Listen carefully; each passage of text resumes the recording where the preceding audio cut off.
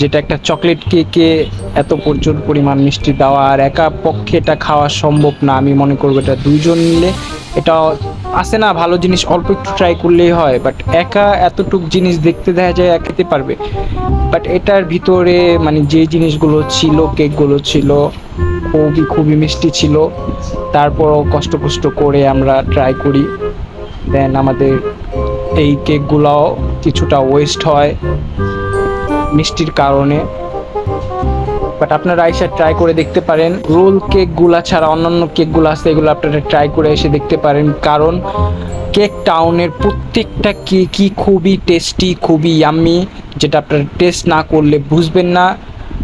তাছাড়া এখানে পেয়ে যাবেন কিছু ফুড আইটেমের chicken roll, Sharma, chicken burger, এগুলো আপনারা পেয়ে যাবেন এখানে নাস্তা করার জন্য অথবা দুপুরের লাঞ্চ করার জন্য। অনেকে